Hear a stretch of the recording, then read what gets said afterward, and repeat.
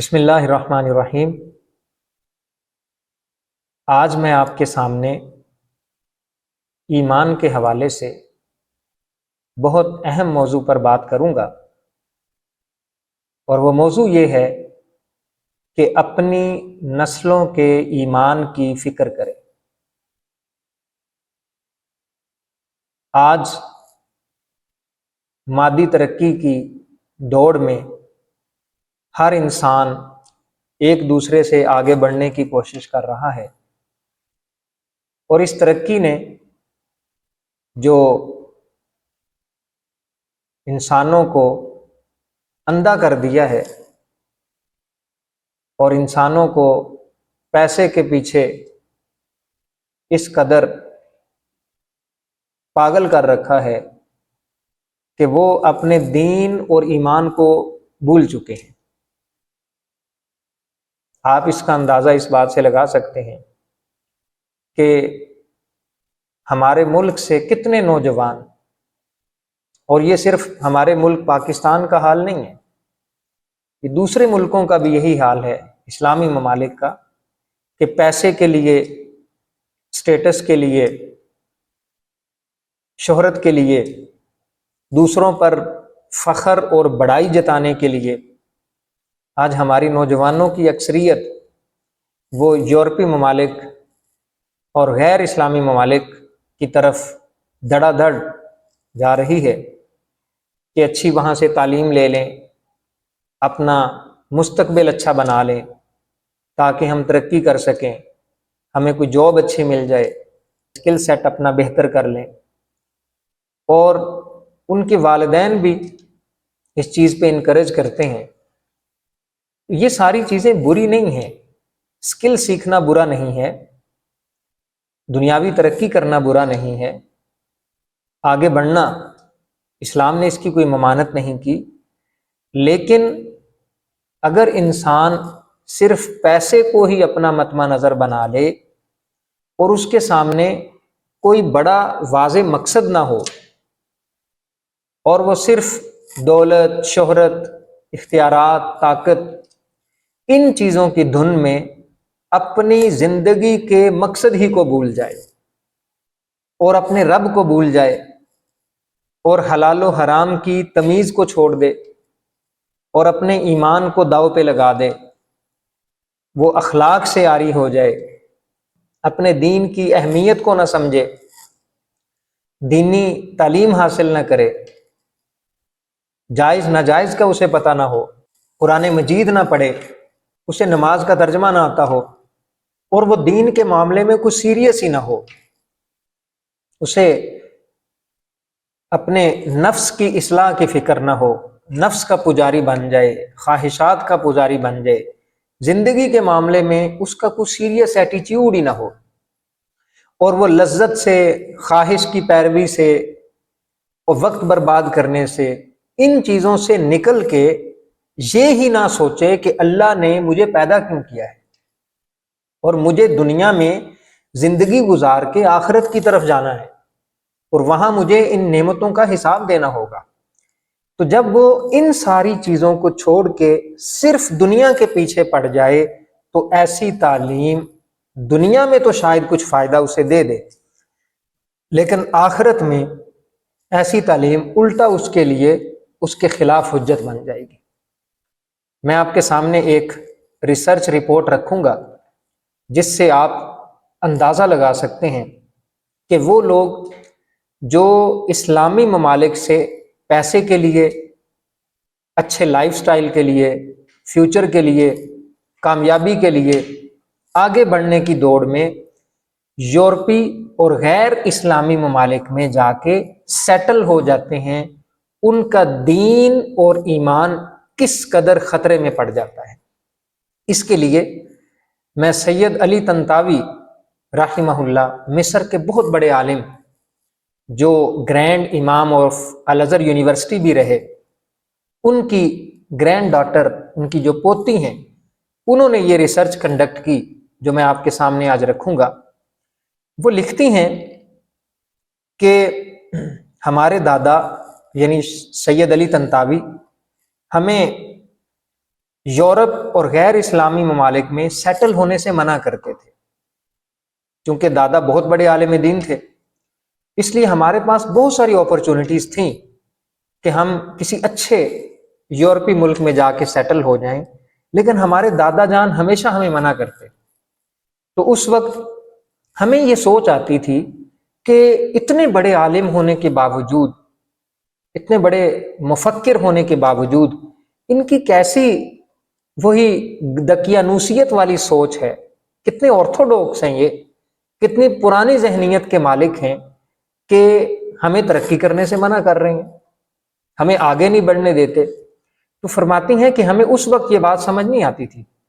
لیکن جب میں نے اپنا تعلیمی سفر کا آغاز کیا اور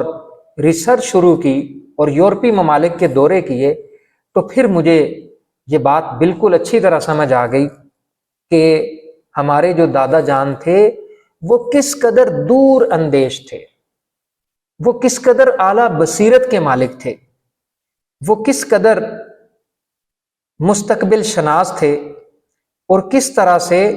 انہوں نے اس بات کا اندازہ لگا لیا تھا کہ کفر کی زمینوں پر رہنے سے ہو سکتا ہے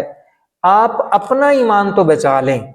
لیکن آپ کی نسلوں کا ایمان کبھی محفوظ نہیں رہے گا. وہ یہ بات سمجھتے تھے کہ جب بندہ کفر کی زمین پہ رہتا ہے، غیر اسلامی ممالک میں رہتا ہے، تو ہو سکتا ہے وہ اپنے ایمان اور دین کی حفاظت کر لے، لیکن قوی امکان ہے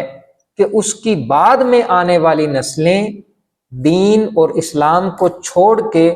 کافر، مرتد اور ملحد ہو جائیں. یہ ان کو بعد میں بات سمجھ آئی. وہ کہتی ہیں جب میں نے ریسرچ شروع کی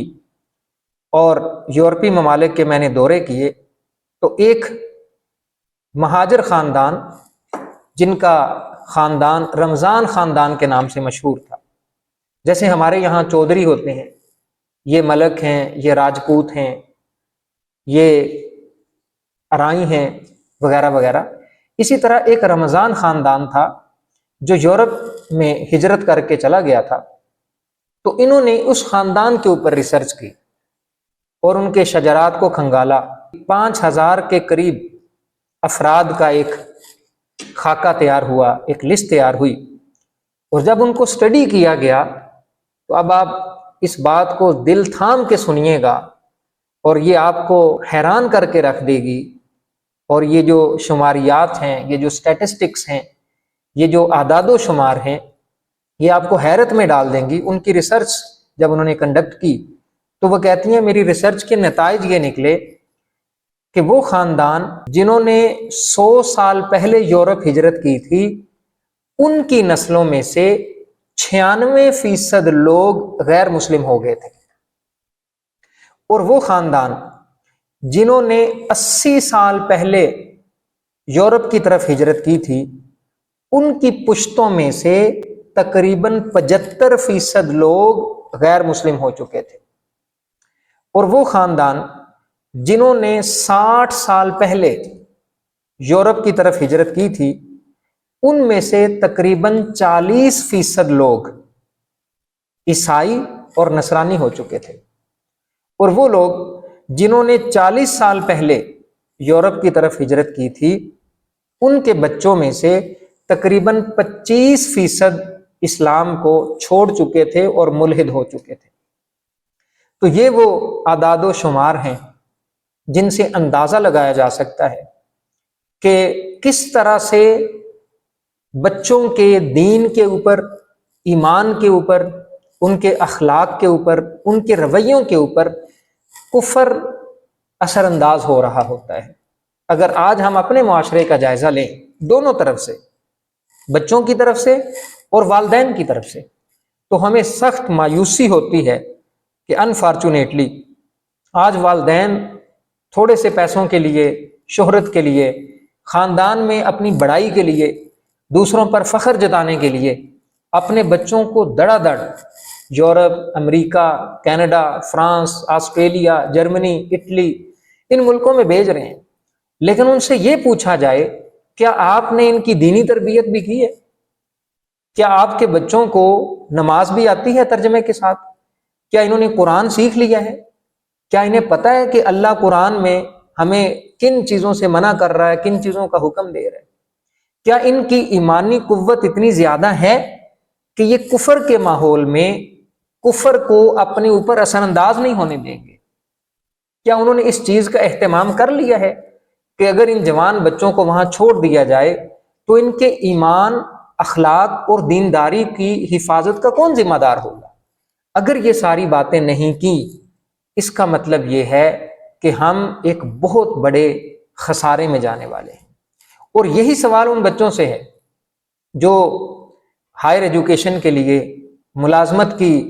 دوڑ میں آگے بڑھنے کے لیے، اپنے مستقبل کو برائٹ کرنے کے لیے، ترقی کرنے کے لیے،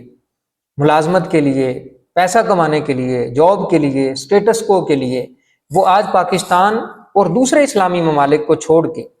ادھر جا رہے ہیں، اور وہاں کے جو حالات ہیں اس سے جو ان کے ایمان کے اوپر اور ان کے اخلاق کے اوپر اور ان کے دین کے اوپر جو اثرات مرتب ہوتے ہیں، اس کا نتیجہ یہ نکلتا ہے کہ کتنے ایسے کیسز ہیں کہ یہاں سے جب گئے تھے تو کلمہ پڑھتے تھے، وہاں سے جب واپس آتے ہیں تو اسلام کو چھوڑ چکے ہوتے ہیں، یا عیسائی بن جاتے ہیں، یا مرتد ہو جاتے ہیں، یا ملحد ہو جاتے ہیں، سرے سے دین کا انکار کر دیتے ہیں۔ تو انہوں نے یہ اپنے کیریئر کو بنانے کے لیے، ان کے والدین نے ان کے مستقبل کے لیے، ان کے فیوچر کو برائٹ کرنے کے لیے، ترقی کے لیے جتنا پیسہ، جتنی انویسٹمنٹ، جتنی تکلیفیں، جتنی مشقتیں، گھر سے دوری، یہ ساری چیزیں دنیا داری کے لیے تو کی ہیں، لیکن کل جب یہ سوال ہوگا کہ ہمارے قرآن کے لیے تم نے کیا کیا، ہمارے دین کے سمجھنے کے لیے کیا کوئی سفر کیا، کیا کوئی مشقتیں اٹھائیں، گھر سے دوری اختیار کی؟ ادھر حالت یہ ہے کہ پی ایچ ڈی تک پہنچ چکے ہیں، اور دین کی حالت یہ ہے کہ قرآن بھی ٹھیک سے دیکھ کے پڑھنا نہیں آتا، دینی حالت یہ ہے کہ نماز کا ترجمہ نہیں آتا، حلال حرام کا پتہ نہیں ہے، بنیادی انسانی اخلاق سے آگاہ نہیں ہے، یہی نہیں پتا جائز ناجائز کیا ہے، یہی نہیں پتا کہ نفس کی بیماریاں کیا ہیں، ان سے کیسے محفوظ ہونا ہے، اپنی اصلاح کیسے کرنی ہے، گناہوں سے کیسے بچنا ہے، نماز کی حفاظت کیسے کرنی ہے، غلط کاموں سے کیسے بچنا ہے، کن کاموں سے اسلام نے، قرآن نے، اللہ کے رسول نے منع کیا ہے، کن کاموں سے ایمان خطرے میں چلا جاتا ہے، کون سے کلمات ایسے ہیں جن کو ادا کرنے سے بندہ کافر ہو جاتا ہے، بلکہ الٹا وہ دین کا مذاق اڑاتے ہیں، دین کی تعلیمات کا مذاق اڑاتے ہیں۔ یعنی ان کی تعلیم نے ان کے دل سے ایمان، اسلام اور قرآن کی قدر تک نکال دی۔ تو ایسی تعلیم مسلمانوں کے لیے کبھی فائدہ مند نہیں ہو سکتی۔ جیسے اقبال نے کہا تھا، دیں ہاتھ سے دے کر اگر آزاد ہو ملت، ہے ایسی تجارت میں مسلمان کا خسارہ۔ تو آج وہ بچے اور وہ بچیاں جو، اور بچیوں کا کیس اس سے زیادہ سینسٹیو ہے کہ شریعت کی جو ٹیچنگز ہیں، شریعت کی جو تعلیمات ہیں، بچی تو غیر محرم کے بغیر سفر نہیں کر سکتی، اس کو مقدس ترین سفر جو روئے زمین پہ ہے، حج اور عمرے کا، اس کو غیر محرم کے بغیر تو وہ حج عمرے کے لیے نہیں جا سکتی، جو دنیا کا مقدس ترین سفر ہے، وہ اپنی آواز بلند نہیں کر سکتی، تو وہ کس طرح سے اس کے گھر والے اسے اجازت دے دیتے ہیں کہ وہ اتنی دور جائے اور بغیر محرم کے سفر کرے، اور وہاں ہاسٹلائٹس ہو جائے اور کفر کے ماحول میں رہے، وہاں کو ایجوکیشن کے ماحول میں رہے۔ تو یہ وہ چیزیں ہیں جو آج ہمیں سوچنی ہوں گی۔ آج دنیا کے اگر گلیمر نے، دنیا کی آسائشوں نے اور دنیا کی رنگینیوں نے اگر ہمارے آنکھوں کے آگے پردہ ڈال دیا ہے تو یہ پردہ بہت جلد کھل جانے والا ہے۔ ہمیں حقیقت زندگی کسی نے بتائی نہیں ہے، ورنہ اگر ہمیں حقیقت زندگی کی سمجھ آ جائے اور لمحے بھر کے لیے ہماری آنکھوں سے پردہ ہٹا دیا جائے جو آگے ہونے والا ہے، تو ہماری تو راتوں کی نیندیں اڑ جائیں، ہم تو اپنے دین کے بارے میں بڑے پوزیسو ہو جائیں۔ تو اس لیے وہ نوجوان بچے اور بچیاں جو باہر کے ممالک کا سفر کرتے ہیں اور تعلیم کے لیے یا پرماننٹ سیٹلمنٹ کے لیے دوسرے ملکوں میں شفٹ ہو جاتے ہیں، انہیں یہ بات ذہن میں رکھ لینی چاہیے کہ اگر انہوں نے دینی تعلیم حاصل نہیں کی اگر انہوں نے دین کو نہیں پڑھا، دین کو نہیں سمجھا، تو ان کا وہاں رہنا، وہاں رہائش اختیار کرنا شریعت کی روشنی میں ناجائز ہے اور گناہ ہے۔ اور جو والدین ان کو بیچتے ہیں بغیر دینی تربیت کے، بغیر اخلاقی تربیت کے، بغیر ایمان کو سٹرینتھن کیے، وہ والدین بھی برابر گناہ میں شریک ہیں۔ اور یہ بات بھی یاد رکھ لیں، ریسرچ یہ بتاتی ہے کہ ہو سکتا ہے کہ آپ اپنے دین، اپنے ایمان اور اپنے اخلاق کو تو محفوظ کر لیں، اس کو بچا لیں،